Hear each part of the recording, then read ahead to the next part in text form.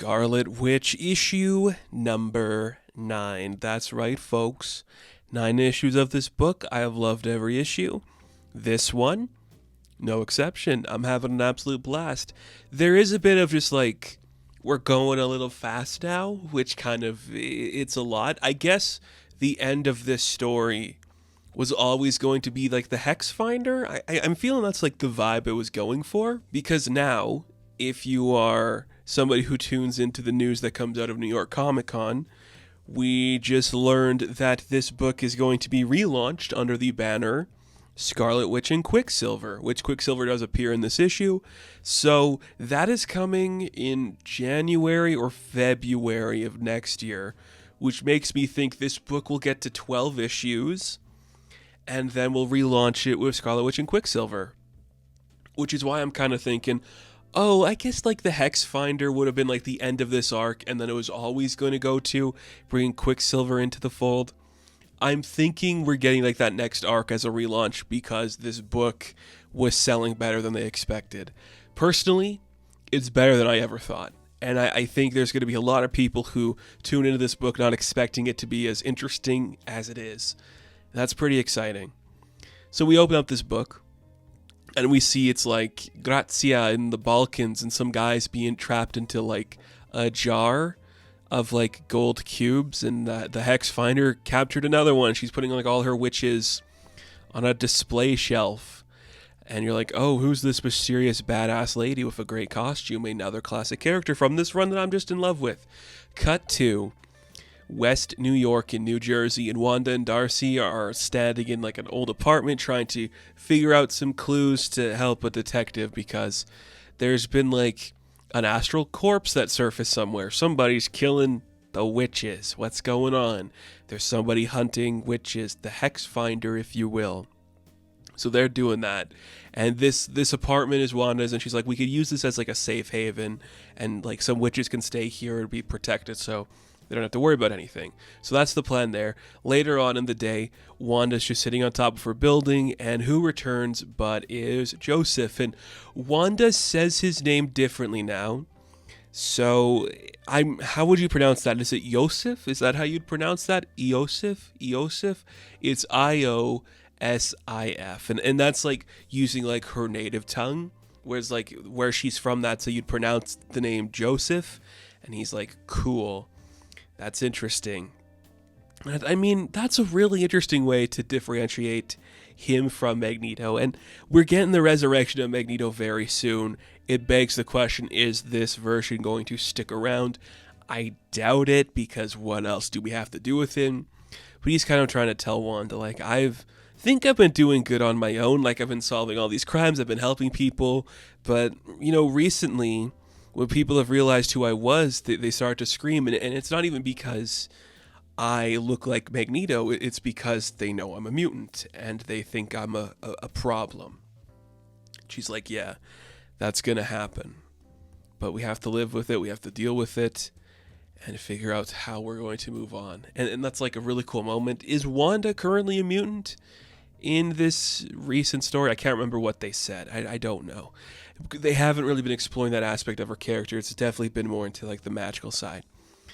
But they're going to finish like their current chapter of reading The Wizard of Oz, because, you know, Yosef has never read a book before, and he's kind of curious about this one. It's very fun. Just a really cool dynamic here. He is not the fatherly figure she's looking for. He is more like the irritable, lost older brother, spending time with like the younger sister who is more put together and has a finer grasp on the world. You know, exactly like Quicksilver, which we'll get to that in a minute. But she is like, I would love to finish this and read this so that we can find like a new novel to cherish, but I've got a busy week, so if you're up for it, you want to like take a tour of the life of the Scarlet Witch. And then we follow like a couple of events that happen. And this is where I'm like, oh, are we wrapping up the book quickly? Or was this always the plan for this book? Because we do a bunch of events here that could have been like their own issue, especially when the previous ones are like, we're just doing this specific thing and this specific thing. It's very jarring to have like 5 different events happen in this book so fast. So we start on Wednesday, and we see that Wanda is teaming up with a hero known as Omega. He's got like the weird robot voice of a mom like talking in his ear, and they're fighting some people that were mutated because somebody poisoned the water supply, and Wanda turns them back to normal, so they're okay. And she's like to the weird robot mom head, your son's very capable, you should let him try more to do things on his own. You're like, oh, that's kind of fun. And then we cut to Thursday, and we go to New Amazonia, and we see some characters from the earlier book, like Hippolyta and Ganymede, the one that came to Wanda for the fight earlier. And she's sparring with Yosef, and they're just like, yo, we really like New Amazonia. We're all having a good time here. Everything's working great. And Scythia's doing better, too. There you go. Everyone's having a good time. Cut to Friday, we go down to Citrusville, Florida, and we're teaming up with Jennifer Kale and Man-Thing.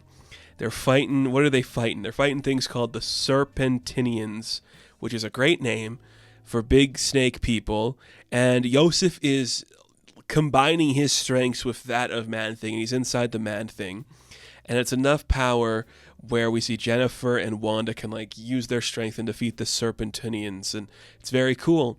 And Jennifer's like, I can't believe you just emerged from the Man-Thing unburned. And Yosef's like, no, I was actually freaking out hard, but I dealt with my shit, and I'm out and I'm okay. And Man-Thing's like, this guy rocks. That could have been its own story. I know we're wrapping things up pretty quick, but I really, really dug that story. That was really fun. I'm a Man-Thing guy. Jennifer Kale does not get used enough as she should. She hasn't appeared in that much, but hey, fun to see we're pulling some big pulls here. It's really cool. Then we go to Saturday, and we're in Maryland. And Hades Incorporated, weird demons that are interested in Wall Street shit or whatever. They've taken over a city block, and it's stupid. So Wanda gets some help from her niece. What is the name of the niece? I can't believe I'm forgetting the name of the niece. Luna, her niece Luna, the daughter of Quicksilver and Crystal. Is that what it is? I think so. And they're just debating that these guys suck. But Wanda's like, we're voiding the agreement. She snaps them away. It's like, thanks for your help, niece. You're really good at this. I like you. And we cut to where her father is, because Quicksilver is getting into an argument with Yosef. And they're kind of just acting exactly the same, pissed off, oh, why didn't you do something here to solve that problem? Why didn't you do something there? You're not my dad. I know you're not my dad. You're worse than my dad. You're nothing. You're a nobody. And they're both getting mad at each other, but being very polite about it. And it's really annoying, and it's really funny. And some of the demons are like, we're going to beat you up, you losers. And then Quicksilver just, knocks him down. And, it's just like, I could have done that too. He's like, yeah, but you didn't, though. Amazing. Amazing. This run has had a lack of Quicksilver, but I think that's all about to change come next year, so I'm not complaining about it. I really like the chemistry between these two. Just Yosef and Pietro just not getting along in any way. It's so funny. I dig that so much. Then we go to Sunday, because we're just rushing through this issue, of course. Wanda goes to Overspace, where she talks to the In-Betweener, and it's like, hey, glad everything's working good for you. I still got Scython, so we're good. Thanks. Glad to see things are good. Also on Sunday, we go to an alternate reality Earth, and she's teaming up with the daughter of Captain America and Rogue, called Crusader, and they just fight a battle there against Vincent Von Doom. Very fun. Cut to Sunday again. They're fighting a big sand shark, and I'm having an absolute blast. I love a good shark. I love a good sand thing. A sand shark. Awesome. They cut to the bar with no doors, so I guess it's kind of like the Oblivion bar or whatever. She goes to talk to Dr. Druid, and he's like, who's the freak with you? He's like, nobody, that's science, relax, it's all good, you're a nerd. Here's a thing for you. It's fun. Cut to Monday, and we're settling a debate from warring tribes in Grizzly City, the grizzly bear and the polar bears are feuding or something. And Wanda's like, look, a young cub came to me, he was very worried about your future. Let's figure out how we can do this in a peaceful manner. Also on Sunday, Wanda goes back to her friend because another dead astral plane body showed up, but this one has trace amounts of magic metal. So someone's hunting witches. What could it be? There's danger on foot. Cut to Tuesday. We go to Strange Academy. Wanda is teaching a lecture on magic terrariums. Very fun. This is where we're also introduced, I guess, is it the first time? I'm not sure. I haven't read a lot of the current tie-ins for Strange Academy, so I don't know if this is the first time we're seeing the character. Ava Quintero, She's a named character who gets like a backup in this book too. But Wanda's teaching, and Yosef is in the back with Zelma, and they're just watching the class, and he's like, she's got a lot of chemistry with that Jericho drum guy. It's like, yeah, they were like a thing, but now they're not, because she's doing a thing and he's doing a thing. It's hard to say who's doing what with who. But, you know, a lot of the faculty here, we got like a running bet, maybe thinking that she's going to get back with him. And Zelma's also like, Yosef, since you're going back to, like, you know, lot kill, can you give this to Darcy? Taking her hat off and giving it to Darcy. So she'll stop texting me. And then when they get there, he gives the hat to Darcy. And she's like, oh, is that from Zelma? Yeah, fine, I'll take it. So she'll stop texting me. Why are those two in communication? I mean, they do dress the same and kind of look the same. So I guess, is it like a fun, playful thing? Or are they talking because they like each other? Who's to say? But they get back to lot kill. A long week was afoot, time to relax, and Darcy was working on figuring out, like, what this rock was. And, of course, they got nothing about the rock. Who knows what it is? But Yosef's like, I know I don't, like, know if I can do anything, but maybe I can, like, figure something else out now because I'm kind of manipulated and different. So he takes the rock, he starts trying to, like, manipulate the metal, kind of, like, break it down and see what's apart. And he's like, I could defuse it, and I don't know, it's like maybe I'm going to use it, and that's when, he's going to use it. What are you talking about? And that's when he turns it into a blade, because, Yosef's working for Hexfinder, and Wanda's like, I cannot believe you're doing this. Explain this, please.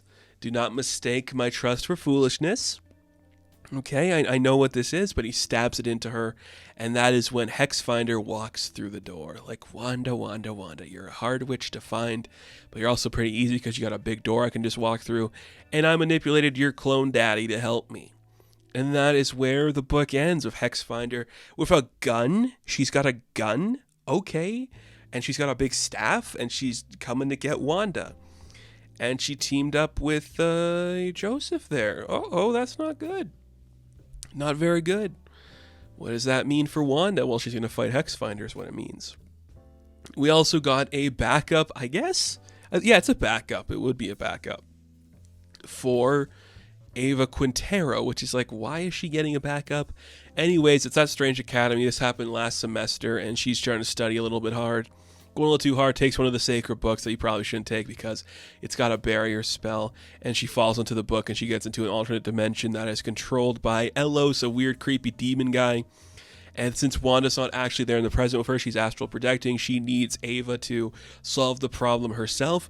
Ava's also got, what is that, like a weird little frog amoeba guy who can, like, do things with her? I don't know, it's a fun idea.